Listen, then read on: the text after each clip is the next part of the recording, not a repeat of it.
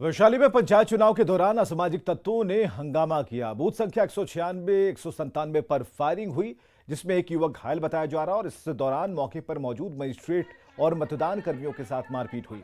कई गाड़ियों में तोड़फोड़ की गई है। बाद में पुलिस ने हंगामा कर रहे लोगों को खदेड़ा और साथ ही कुछ लोगों को हिरासत में लिया। वैशाली के एसपी ने बताया कि मतदान में गड़बड़ी के लिए हंगामा किया गया था और हंगामा करने वाले लोगों की पहचान की जा रही है।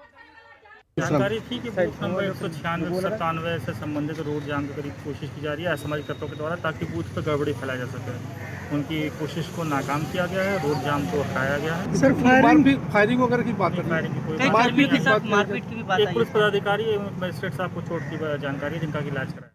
और सहरसा के 70 कटैया प्रखंड में चुनाव के दौरान जमकर मारपीट हुई है। दो प्रत्याशियों के समर्थक आपस में भिड़ गए हैं, जिससे काफी देर तक अफरा तफरी मची रही।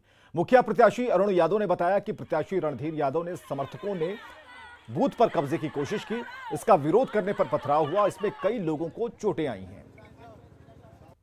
कोई घटना नहीं, आपस में लोग लड़ गया था बाहर में और कोई इंजरी भी हुई है सर? हाँ, एक बार इंजर्ड हुआ है, बाहर में लड़ा है आपस में। रणधीर यादव बाहरी गुंडा को लाके यहाँ जो बूथ पर लाइन लगे हुए थे मतदान करने के लिए, उस पर हमला किया गया। उनको वोट गिराने से वंचित किया गया और कई लोगों का कपाट फोड़ दिया, देह पे मारा, हथियार लहराया। हम प्रशासन से मांग करते हैं कि पुनः इस बूथ का ही इलेक्शन हो और सही का सही निर्णय हो। बिहटा में पंचायत चुनाव के लिए वोटिंग के दौरान एक घर से बड़ी संख्या में वोटर आई कार्ड बरामद किए गए। साथ ही 2 डमी ईवीएम भी मिले हैं, जिस पर शोभा देवी का नाम लिखा है। बरामद किए गए वोटर आई कार्ड की संख्या जो है वो 350 की है, जो नकली है। और इस मामले में 2 लोगों को पूछताछ के लिए हिरासत में लिया गया है। आशंका ये जाहिर की जा रही है कि बोगस वोटिंग के लिए पंचायत में नहीं रहने वाले लोगों का वोटर आई कार्ड एक साथ रखा गया होगा। ये मूसेपुर पंचायत में एक बूथ के पास में एक घर है, उसमें से कुछ वोटिंग कार्ड बरामद हुए हैं। 2 व्यक्ति को डिटेन किया गया है पूछताछ के लिए और 2 बाइक जब्त की हुई है। इसमें जो वोटिंग कार्ड हम लोगों के पास बरामद हुए हैं, वो लग रहा है कि वो फोटोकॉपी वाले मटेरियल से उसको बनाया गया है और किस पर्पस के लिए वो वहाँ पे जमा किए गए थे, किस पर्पस से वो लोग इकट्ठा थे वहाँ पे, उन सब बिंदुओं पे भी इन्वेस्टिगेशन चल रही है। और खबर है रोहतास जिले के विक्रमगंज अनुमंडल क्षेत्र के बरुणा से, जहां एक मुखिया प्रत्याशी की गाड़ी में उपद्रवी तत्वों ने आग लगा दी।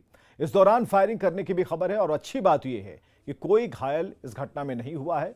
बताया जा रहा है कि विक्रमगंज थाना क्षेत्र के शिवपुर पंचायत की मुखिया प्रत्याशी जो है श्वेता सिंह, जब अपने समर्थकों के साथ चुनाव प्रचार के लिए निकली थी, उसी दौरान बरुणा गांव के पास लोगों ने हंगामा शुरू कर दिया।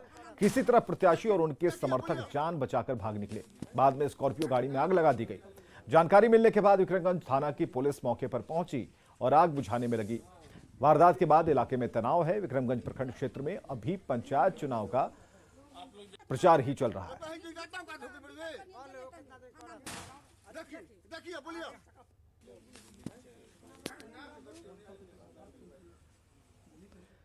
लगातार बारिश से अररिया के कई इलाकों में पानी भर गया। लोगों का कहना है कि हालात 2017 जैसे हो गए हैं। ड्रोन से ली गई तस्वीर से स्थिति का पता चल रहा है और जहां भी नजर जा रही है वहां पानी ही पानी है। नेपाल की ओर से पानी छोड़े जाने के बाद जोगबनी के बकरा नदी में जल स्तर बढ़ गया है। शहर में नदी का पानी घुस गया है, जिसके चलते जोगबनी शहर में बाढ़ जैसे हालात हैं। इंदिरानगर मोहल्ले के लोगों की माने तो 2017 जैसे हालात बन गए हैं। फारबिसगंज एसडीएम सुरेंद्र अलबेला ने बताया कि राहत और बचाव कार्य के लिए टीम को जोगबनी भेजा गया है। पिछले 3 दिनों से लगातार नेपाल के तराई क्षेत्र में हो रही मूसलाधार बारिश की वजह से अक्टूबर में ऐसे हालात बने हैं। खासकर परमान बकरा जैसी नदियों में भयंकर जलस्तर बढ़ा है। इन नदियों में जलस्तर बढ़ने से अररिया के कुछ गांवों में पानी प्रवेश कर गया है, जबकि कई सड़कों पर पानी चढ़ जाने से आने जाने में असुविधा हो रही है। कई इलाकों में बाढ़ का खतरा मंडराने लगा है। कुछ निचले इलाकों के गाँव में तो पानी भी प्रवेश कर गया है। कई महीनों से बाढ़ का दंश झेल रहे इलाके के लोगों के लिए 2 दिनों से हो रही मूसलाधार बारिश ने मुसीबत एक बार फिर से बढ़ा दी है। अक्सर शिकायत आती है कि जागरूकता में कमी की वजह से मुस्लिम समाज के लोग वैक्सीनेशन के लिए आगे नहीं आ रहे और तो और वो इसका विरोध भी कर रहे हैं। लेकिन गया में मुस्लिम समाज के लोगों ने जो पहल की, उसे देखकर आप भी हैरान रह जाएंगे। गया में मुस्लिम समाज के लोगों ने कब्रिस्तान में ही वैक्सीनेशन सेंटर बना दिया ताकि कोई भी वैक्सीनेशन से ना बच पाए।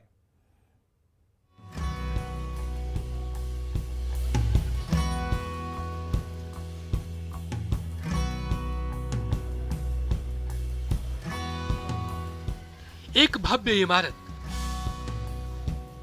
इमारत के भीतर लोगों की भारी भीड़, और ये कोई पब्लिक मीटिंग या कोई बर्थडे पार्टी नहीं है जहां इतनी बड़ी संख्या में लोग जुटे हैं।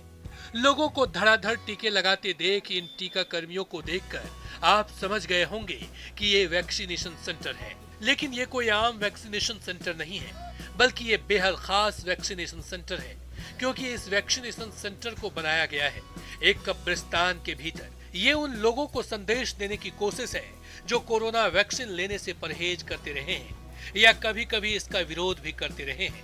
संदेश साफ है कि अगर आप कोरोना वैक्सीन नहीं लगाएंगे तो आप न सिर्फ खुद को बल्कि दूसरों के जीवन को भी संकट में डाल रहे हैं।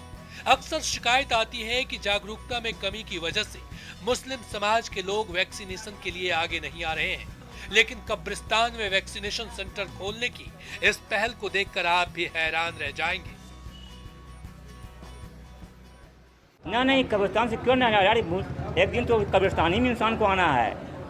इसको हम लोग जीवन बचाने के लिए इसको सुविधा किया जा रहा है, मरने के बाद तो फिर यहाँ नहीं है भाई। ये न्यू करीमगंज के कब्रिस्तान गेट पे है, और क्योंकि मैं थोड़ा पहले ले लिया हूँ 84 दिन से पहले, क्योंकि मुझे बाहर जाना है। जब से भारत सरकार का ऐलान हुआ है तब से लगाया जा रहा है, रोज़ाना लगता है।